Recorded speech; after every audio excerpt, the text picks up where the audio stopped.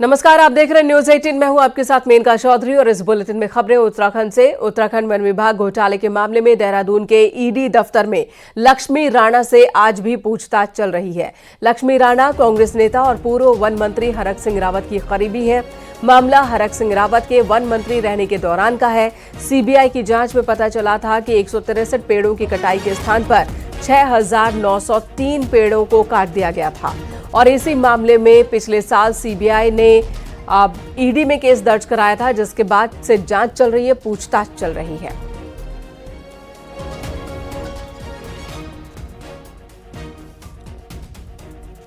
तो पेड़ काटे जाने थे 163, काट दिए गए 6,000 से ज्यादा। इसी मामले में जांच पड़ताल चल रही है और आज लक्ष्मी राणा से पूछताछ चल रही है। सत्येंद्र बर्तवाल हमारे सहयोगी देहरादून से इस वक्त हमारे साथ जुड़ चुके हैं। सत्येंद्र, हाई प्रोफाइल पूछताछ, कितना वक्त बीत गया है पूछताछ को और कितना वक्त लग सकता है?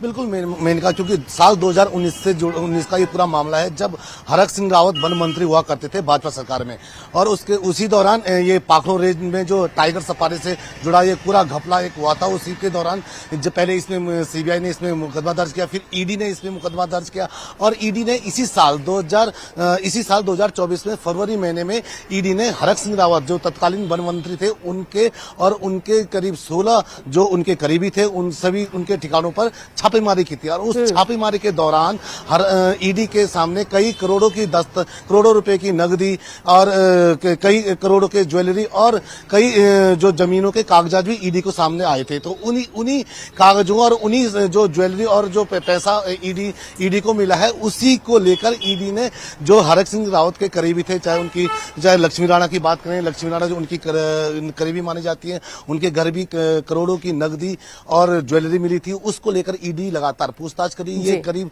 2 से तीसरी बार का ये मौका है जब ईडी ने लक्ष्मी राणा को यहां बुलाया और जिनसे लगातार पूछताछ चल रही है। आज करीब 10:30 बजे लक्ष्मी राणा यहां पहुंच गई थी और 1:30 बजे का समय हो चुका है।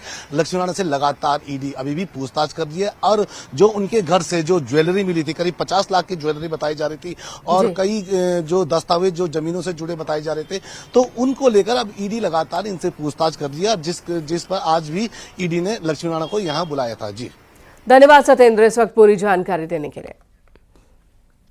भीमताल बस हादसे में अब तक 5 लोगों की दर्दनाक मौत हो चुकी है। वहीं घायलों को एयर एम्बुलेंस कर ऋषिकेश एम्स लाया जा रहा है। घायल नेहा पंत को हल्द्वानी से ऋषिकेश एम्स भेजा जा रहा, वहीं दूसरे घायलों को भी एक एक कर एम्स भेजा जा रहा है। एम्स में विशेष डॉक्टर्स की टीम इलाज करेगी। हादसे में 25 लोग जख्मी हो गए थे, जिसमें एक और गंभीर घायल की मौत हुई। कल 4 लोगों की जान चली गई थी, 25 लोग जख्मी हुए थे। इन 25 में से एक की मौत हो गई। दूसरे घायलों को हल्द्वानी से ऋषिकेश एम्स भेजा जा रहा है।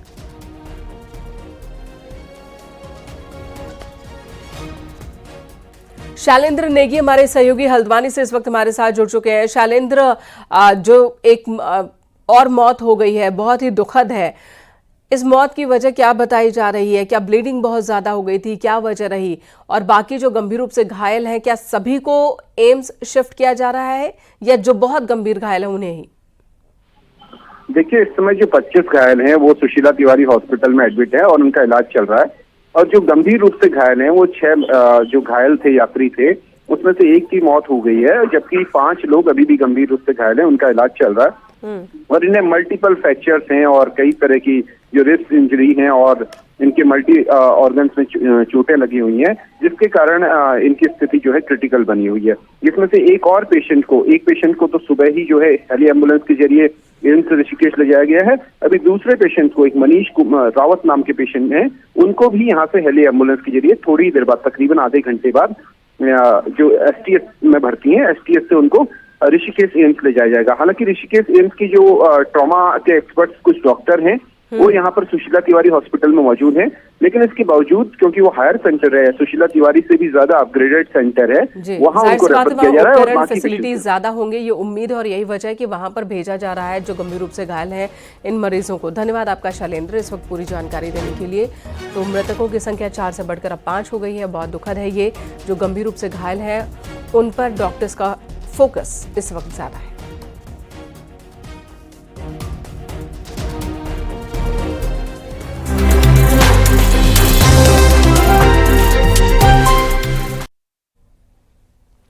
प्रदेश में निकाय चुनाव की शुरुआत हो चुकी है और आज से नामांकन पत्रों की बिक्री भी शुरू हो जाएगी और इसे लेकर प्रशासन ने अभी आवश्यक तैयारियां कर ली है।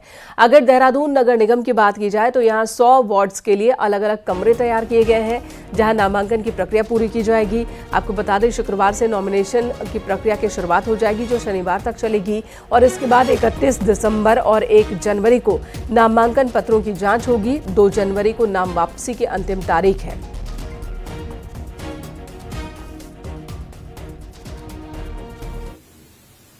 देखिए, जैसा कि आप जानते हैं अधिसूचना में जो शेड्यूल जारी हुआ है उसके अनुसार कल से नामांकन की प्रक्रिया शुरू है और ये 30 तारीख तक नामांकन दाखिल करने की तिथि है। तो उसी को ध्यान में रखते हुए क्योंकि नगर निगम क्षेत्र के जो नामांकन हैं वो सभी यहाँ नगर निगम परिसर में होंगे मुख्यालय में, तो उसी के मद्देनजर सारी जो यहाँ पर बैरिकेडिंग की जो नियम हैं उनके अनुसार सारी व्यवस्थाएं की जा रही हैं। ड्यूटीज लग चुकी हैं, हमारा कंट्रोल रूम एक्टिव है और साथ ही साथ जितने भी हमारे एमसीसी आदर्श आचार संहिता के अनुपालन के क्रम में कार्रवाई होनी होती है वो सभी की जा रही है। निकाय चुनावों के लिए शुक्रवार से होने वाले नामांकन के लिए बीजेपी और कांग्रेस में नामों के पैनल को लेकर मंथन का दौर जारी है। बीजेपी में आज तीसरे दिन भी निकायों में नामों को लेकर के सुबह से मीटिंग्स चल रही हैं। नामों पर फाइनल डिसीजन के लिए शाम 5 बजे बीजेपी ने 22 सदस्यीय पार्टी की चुनाव समिति की बैठक बुलाई है जिसमें प्रदेश अध्यक्ष महेंद्र भट्ट होंगे, सीएम पुष्कर सिंह धामी होंगे, प्रदेश प्रभारी दुष्यंत गौतम होंगे और साथ ही प्रदेश के सभी सांसद, पूर्व मुख्यमंत्री, कैबिनेट मंत्री सतपाल महाराज और धन सिंह रावत भी होंगे। माना यह जा रहा है कि चुनाव समिति की मीटिंग देर रात तक का फैसला ले सकती है। कल सुबह तक लिस्ट जारी हो सकती है। हमारे सहयोगी ने इस बात की जानकारी दी है। बीजेपी 27 दिसंबर को निकायों की पहली सूची जारी कर सकती है, तो वहीं कांग्रेस में भी दावेदारों को लेकर मंथन जारी है। कांग्रेस से जुड़े सूत्रों की माने तो 28 दिसंबर तक पार्टी कैंडिडेट्स की पहली सूची आ सकती है। निकायों में 27 दिसंबर तक नामांकन की प्रक्रिया शुरू हो जाएगी जो 30 दिसंबर शाम 5 बजे तक चलने वाली है। इस दौरान 29 दिसंबर रविवार को भी नॉमिनेशन लिए जाएंगे। आज भारतीय जनता पार्टी की प्रदेश चुनाव समिति की बैठक, स्टेट पार्लियामेंट्री बोर्ड की बैठक है और अभी तक भारतीय जनता पार्टी ने प्रत्याशी चयन के संबंध में जो प्रक्रिया आगे बढ़ाई है, सभी लोगों से परामर्श करने का काम किया है। जनप्रतिनिधियों के साथ में, पार्टी के पदाधिकारियों के साथ में वो लगभग अंतिम चरण में पहुंच चुका है। आज भारतीय जनता पार्टी के सभी माननीय सांसदों के साथ भी माननीय प्रदेश अध्यक्ष जी चर्चा करेंगे और उसके बाद 5 बजे हमारी प्रदेश की चुनाव समिति की बैठक होगी और उम्मीदवारों के चयन की प्रक्रिया को अंतिम रूप देने का काम होगा। नगर निकाय चुनाव में टिकट बंटवारे को लेकर पार्टियों में मंथन जारी है। हरिद्वार के लक्सर में कांग्रेस ने निकाय चुनावों को लेकर मीटिंग बुलाई। जिला चुनाव प्रभारी शूरवीर सिंह सजवान और जिला अध्यक्ष राजीव चौधरी की मौजूदगी में मीटिंग ली गई जिसमें बड़ी संख्या में कांग्रेसी कार्यकर्ता मौजूद रहे। इस दौरान चुनाव लड़ने को लेकर रणनीति पर चर्चा हुई है। साथ ही टिकट को लेकर दावेदारों से रायशुमारी भी की गई। कांग्रेस जिला चुनाव प्रभारी का कहना है कि पार्टी जिताऊ और टिकाऊ कार्यकर्ता को ही उम्मीदवार बनाएगी। कार्यकर्ताओं की राय पर, अपने मूर्धन्य नेताओं की राय पर उस व्यक्ति को हम प्राथमिकता देंगे टिकट में जो जिताऊ भी हो और टिकाऊ भी हो। निकाय चुनावों को लेकर पुलिस प्रशासन भी अब अलर्ट है। चुनाव को शांतिपूर्ण संपन्न कराना पुलिस और प्रशासन के लिए एक बड़ी चुनौती है। रुड़की पुलिस ने लाइसेंसी हथियार धारकों से वक्त रहते अपने हथियारों को संबंधित थाने, कोतवाली और चौकियों में जमा करवाने को कहा है ताकि चुनाव के वक्त कोई बाधा ना हो। साथ ही आपराधिक किस्म के लोगों की भी लिस्ट तैयार की जा रही ताकि चुनाव के दौरान कोई उपद्रव न मचा सके। इसे लेकर ग्राम प्रधानों के साथ मीटिंग्स भी की जा रही है।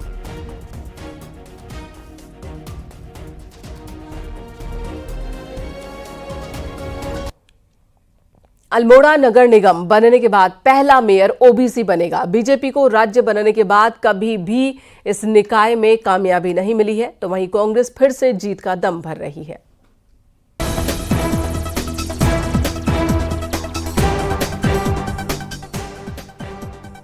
राज्य की सबसे पुरानी पालिकाओं में शुमार अल्मोड़ा अब नगर निगम बन चुकी है।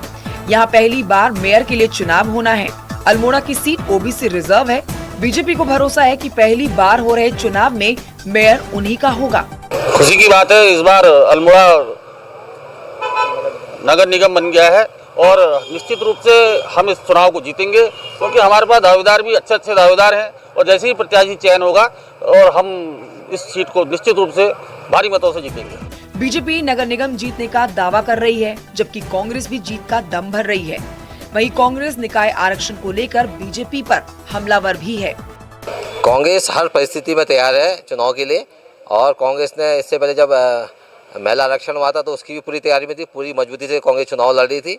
और आज भारतीय जनता पार्टी ने महिलाओं के संग बड़ा अत्याचार करते हुए आज ये सीट अल्मोड़ा की सीट है जो ओबीसी कर दी है, लेकिन कांग्रेस आज भी जो है ओबीसी में भी कांग्रेस के दावेदारी की कोई कमी नहीं है। राज्य में निकाय चुनावों का बिगुल बज चुका है। वहीं लास्ट टाइम में अल्मोड़ा नगर निगम में मेयर पद को महिला आरक्षण से बदलकर ओबीसी कर दिया गया। अब दोनों पार्टियां जीत का दावा कर रही हैं, लेकिन उससे पहले टिकट को लेकर दोनों ही पार्टियां टेंशन के दौर से भी गुजर रही हैं। न्यूज़ 18 के लिए अल्मोड़ा से किशन जोशी की रिपोर्ट। पहाड़ चढ़ने से डर रहे 158 डॉक्टर्स को बर्खास्त करने के बाद अब उनकी जगह नए डॉक्टर भेजे जाएंगे। स्वास्थ्य मंत्री धन सिंह रावत का कहना है कि आचार संहिता हटने के तत्काल बाद नए डॉक्टर्स को पोस्ट कर दिया जाएगा, यानी कि उन्हें पोस्टिंग दे दी जाएगी। उन्होंने कहा कि बर्खास्त किए गए अधिकांश डॉक्टर्स ने नियुक्ति मिलने के बाद ज्वाइनिंग ही नहीं ली थी, तो कुछ डॉक्टर ज्वाइनिंग लेने के बाद 6 महीने से गायब चल रहे थे।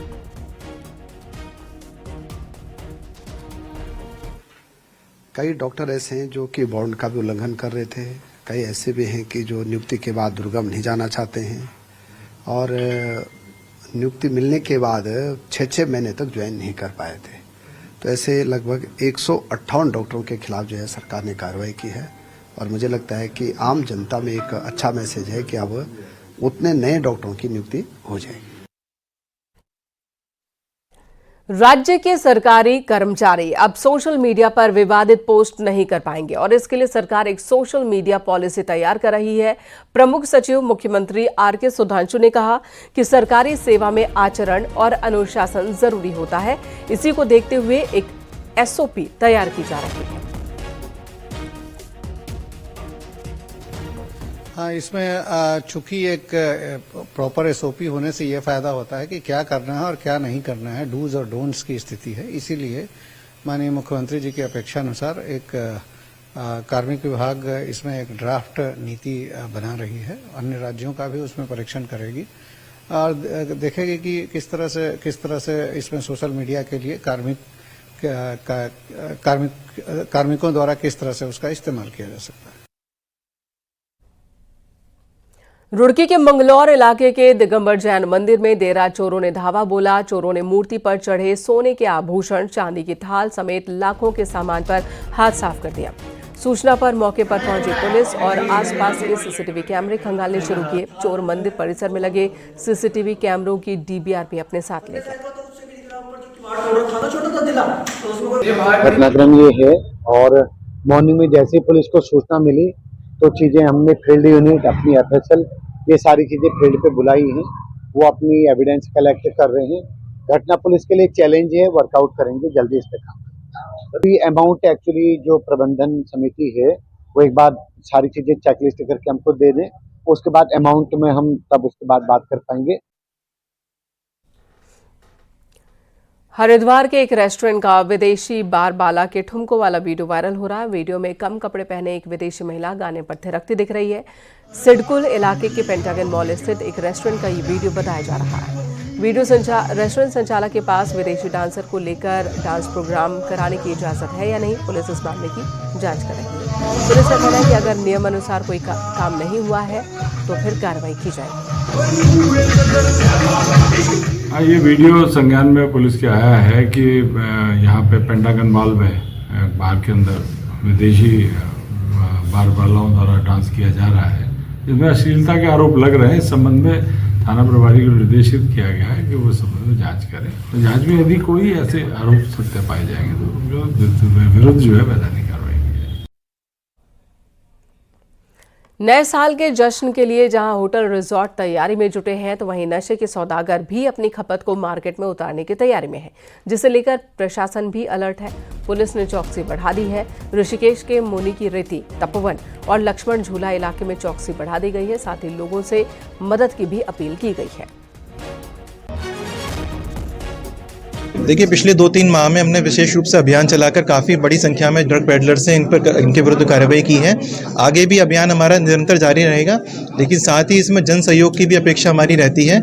पब्लिक की तरफ से जो अगर इन्फॉर्मेशन आएगी कि कौन ड्रग पेडलिंग कर रहा है, कौन सप्लाई कर रहा है, तो उसमें हम लोग और अधिक कार्रवाई कर सकते हैं। पौड़ी नगर पालिका ने 55 लाख की लागत से शहर के 5 अलग अलग स्थलों पर हाई मास्ट लाइट्स लगाई थी, जिससे शहर के ब्लैक स्पॉट को खत्म किया जा सके। दरअसल शहर के कई इलाकों में अंधेरा होने की वजह से गुलदार की सक्रियता बढ़ जाती है और ऐसे में नई हाई मास्ट लाइट्स शहर में लगाई गई हैं। विद्युत विभाग से कनेक्शन मिलते ही इसका फायदा भी लोगों को मिलने लगेगा। लगभग हमारा 5 लाइटें लग रहे हैं, उसमें लागत था 55 के आसपास। अभी इंस्टॉलेशन हो गया है। इलेक्ट्रिक कनेक्शन के लिए हमें आज ही हम यूपीसीएल को भिजवा रहे हैं। ऋषिकेश से कर्णप्रयाग रेलवे परियोजना में एक महत्वपूर्ण मील का पत्थर साबित किया गया, जो सुरंग 16 की स्केप सुरंगों के लिए खुदाई के पूरा होने का प्रतीक है। 3 साल और 9 महीने का वक्त लगा। कड़ी मेहनत के बाद 6 किलोमीटर 322 मीटर की दूरी तक सुरंग तैयार कर ली गई। इस दौरान कई चुनौतियों का भी सामना करना पड़ा।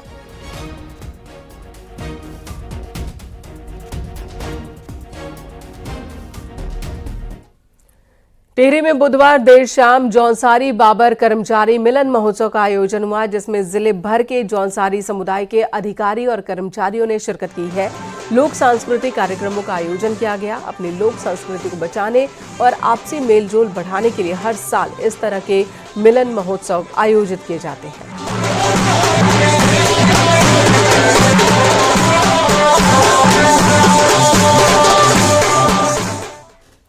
पहाड़ों से पलायन के साथ ही यहाँ की लोक विधा संस्कृति भी पलायन कर रही है। शहरों की चकाचौंध ने पहाड़ के रीति रिवाज परंपराओं को पीछे छोड़ दिया है, लेकिन इसी बीच नैनीताल का एक ऐसा स्कूल है जो अपनी माटी की इस खुशबू को दुनिया के सामने रख रहा है। देखिए हमारी ये खास रिपोर्ट।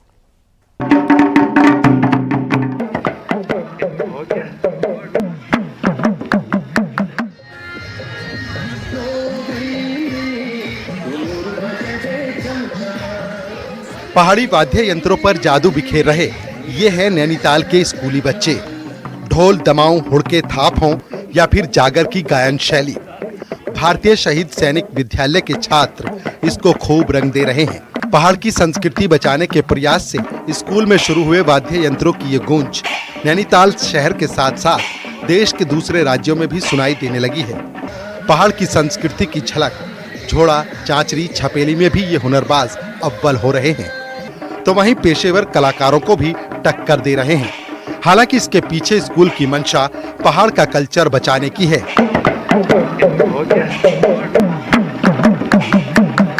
कोई व्यक्ति पलायन करता है या परिवार पलायन करता है, या तो वो शहरों की ओर जाता है या महानगरों की ओर जाता है, उसके साथ उसकी संस्कृति भी पलायन कर जाती है।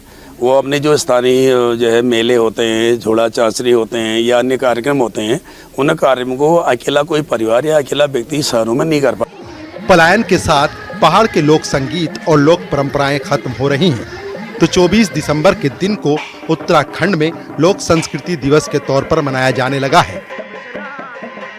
जागर, छपेली, झोड़ा समेत यहाँ की गायन और वाद्य यंत्रों का ज्ञान नई पीढ़ी को दिया जाने लगा है, तो युवा भी इसे शिक्षा के साथ रोजगार का जरिया मान रहे हैं। हालांकि जानकार कहते हैं कि पहाड़ के इस कल्चर को बचाने के लिए स्कूल लेवल पर शिक्षा जरूरी है।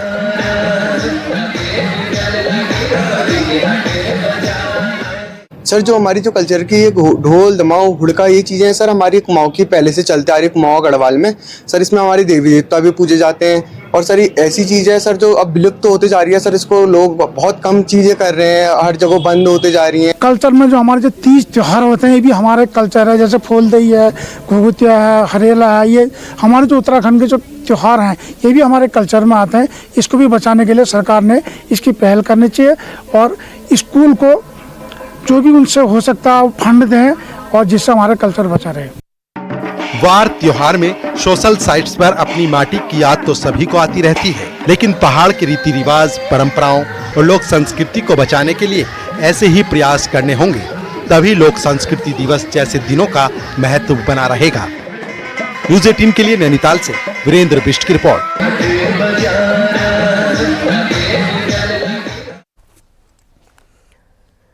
उत्तराखंड के पहाड़ों पर जमकर बर्फबारी हो रही है। बर्फबारी से सभी चोटियां ढक गई हैं। चक्राता क्षेत्र में भी भारी बर्फबारी हुई। चक्राता के लोखंडी, कनासर, देवबंद आदि जगहों पर भारी बर्फबारी हुई।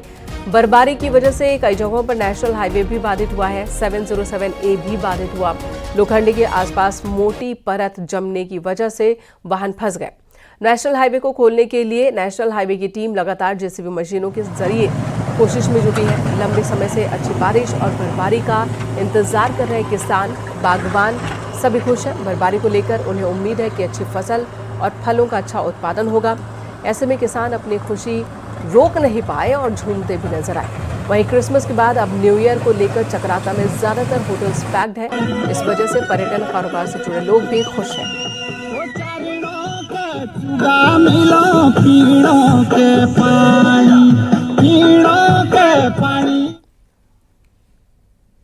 उत्तरकाशी के ऊंचाई वाले क्षेत्रों में बर्फबारी ने सेब काश्तकारों के चेहरे खिला दिए हैं। सेब के पेड़ बर्फ से ढके हुए हैं, जिसकी तस्वीरें हर्षिल घाटी से सामने आई।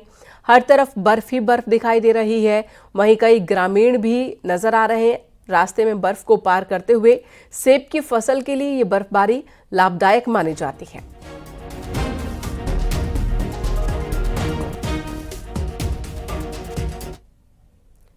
उत्तराखंड के ऊंचाई वाले इलाकों में जमकर बर्फबारी हुई। केदार धाम, तुंगनाथ धाम, मदमहेश्वर धाम में बर्फ गिरी। बद्रीनाथ धाम में भी बर्फबारी हुई।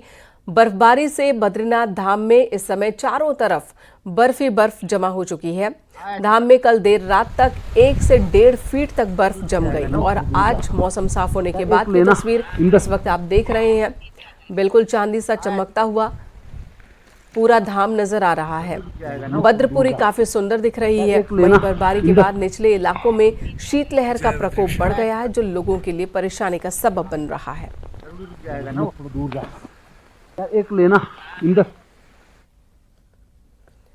यहाँ रुकेंगे एक ब्रेक के लिए। खबरें ब्रेक के बाद भी जारी हैं।